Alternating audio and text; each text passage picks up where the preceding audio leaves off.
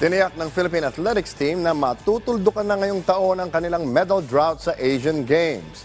Ito ay dahil pangunahan ng world number 3 pole vaulter na si EJ Obiena ang 13-man lineup ng National Tracksters.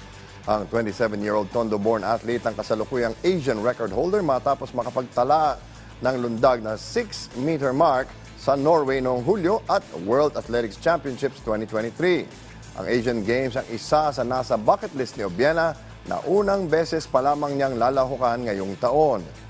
1994 pa nang magkaroon ng bronze ang Pilipinas sa Hiroshima Asian Games galing kay Philippine long jump queen at athletics legend Elma Moros Posadas.